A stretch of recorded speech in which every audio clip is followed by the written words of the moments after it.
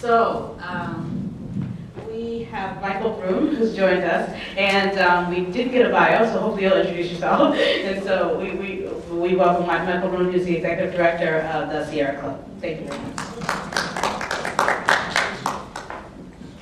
Thanks, Jackie. Hi, everybody. So I'm Michael Brune, of the Sierra Club. Let's see, Sierra Club. We were founded in 1892, so we have a lot in common with NAACP. Both of our organizations are more than 100 years old. Both of our organizations have chapters in just about every state or major city across the country.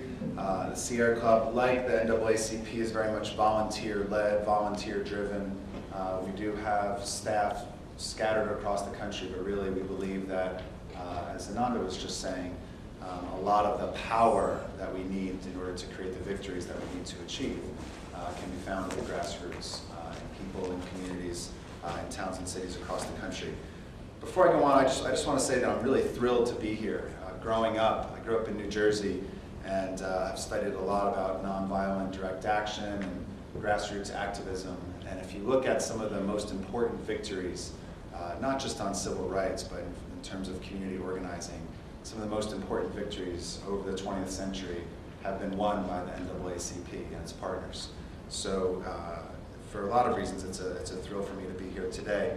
And it's also a thrill to be on the panel with folks here. Ananda's an old colleague and friend. The Bus Riders Union, when I was at Greenpeace and Rainforest Action Network, we studied models of your organizing. So it's great to be standing on the other end of the table as you. And just in general, I think that there's a lot that we can be doing across all of our organizations in greater partnership to strengthen each other's work. So I'm really happy to be here today. I want to say a couple quick things. Last week I spent some time on the East Coast. How many folks here came here from outside of California? All right, a lot of people. How many folks are from California? Born here? Okay, a couple folks. And those, how about folks who are here in California but were born and raised somewhere else? Okay, so I was born in New Jersey, came out here about 15 years ago. I live in California now with my wife and our kids, in the northern part of the state. And I was traveling in New York and Washington, D.C. last week, and was reminded of two things. The first is that it's hot. It is hot on the East Coast. Those of you who live in California, those of us who live in California, it's a little warm here. But when you go back east, oh my God, it's just crazy. And the only time I think that guys have a fashion disadvantage is in the summertime. Because if you're on the East Coast and if you have to wear something formal, it's 100 degrees, it's humid, you gotta wear a long sleeve shirt buttoned up all the way up to the top, then you wear a jacket over it, you wear a tie on it, and it's just insanely hot. And I bring this up because when I was in DC, the second thing I was reminded of is that for half of Americans today, half of all Americans, it's unsafe to breathe outside. For half of the people in this country, it's unsafe to breathe outside. We were in Washington, D.C. on Thursday. We did an event out in front of the Genon coal plant. It's a coal plant just across the Potomac River from Washington, D.C. This is a coal plant that if it was a person, it would be collecting a Social Security check. It's old. It's a power plant that doesn't have modern pollution controls. It's poisoning the local community. And it's helping to contribute to what that day was an orange alert day, which isn't even the worst it can be.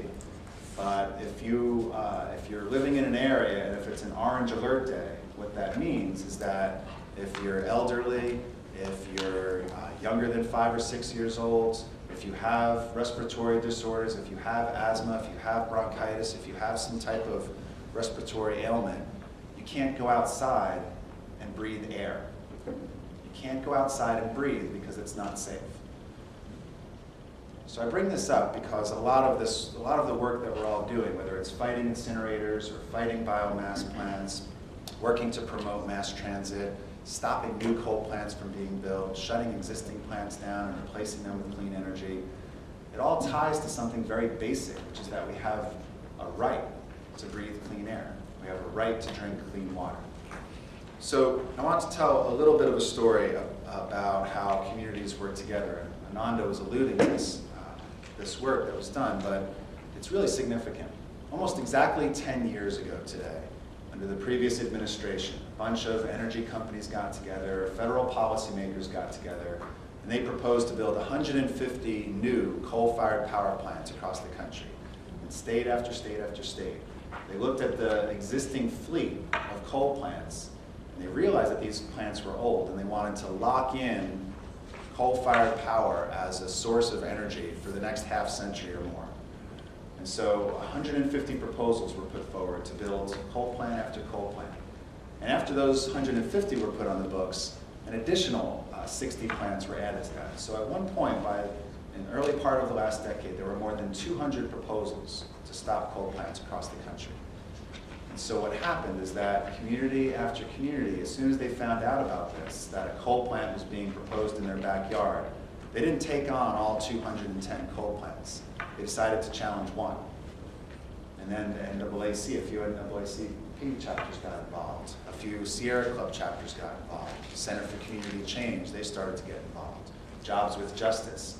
And literally hundreds of local community groups, many of whom didn't know each other, hardly any of whom actually talked with each other and communicated with each other and shared strategies with each other, started to oppose these coal plants.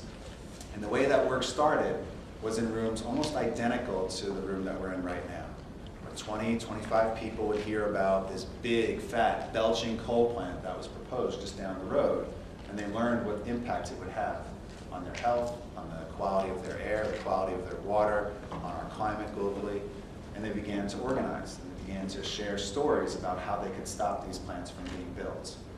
And eventually, we started to win.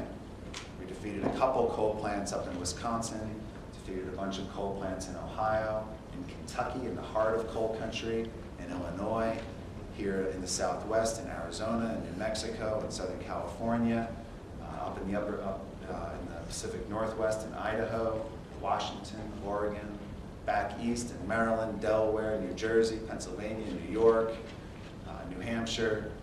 Overall, over the last 10 years, community groups have stopped, as of today, 153 of those coal plants from being built. They did it by winning a couple victories and then talking about it, sharing stories with each other, and learning how we can build a stronger alliance to make sure that these proposals aren't coming forward in the future.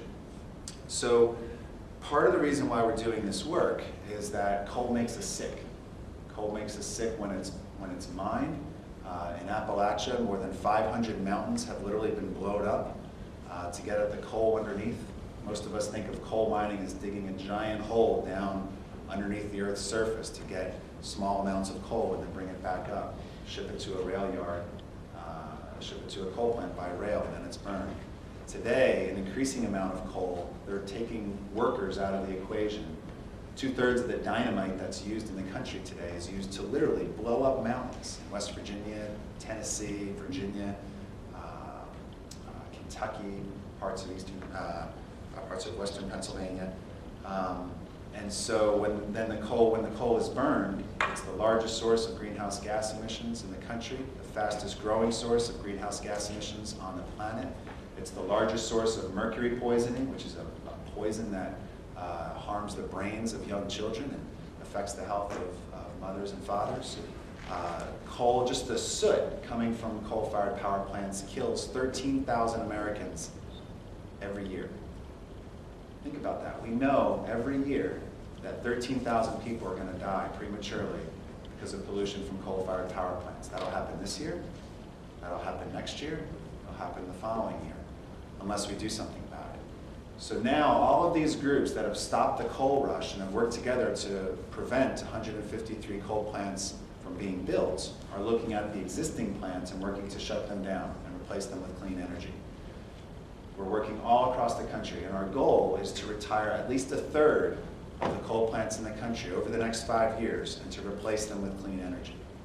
And when we do that, we're going to make room for clean energy to come in its place. Bigger investments in energy efficiency that will put people to work. It'll grow the economy, it'll create jobs, and improve public health at the same time.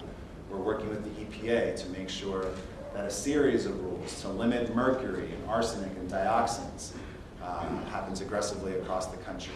EPA issued a rule just a couple weeks ago called the Cross-State Air Pollution Rule, which is a technical term meaning for states that don't even have coal plants, they're still being polluted from states that are upwind because the pollution travels across state borders.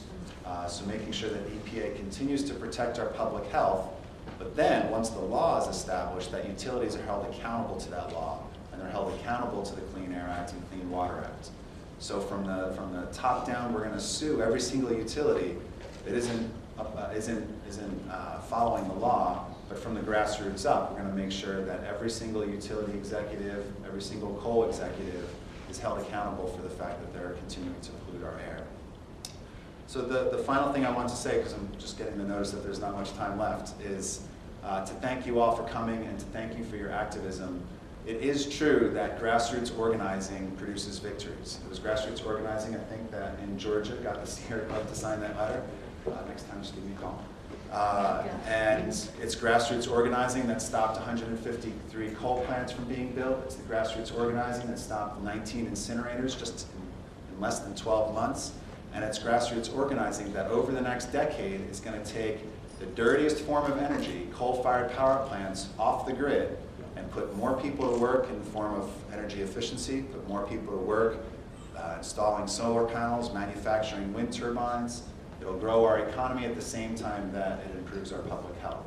And the NAACP, I'm really excited about working more closely with you all at the national level and locally, because it's the NAACP that helped to produce some of the most inspiring victories, not just in the last century, but over the last couple of years. And I think it's the NAA that I think certainly can help to produce some of the biggest victories in the next couple of decades. So thanks everybody for coming.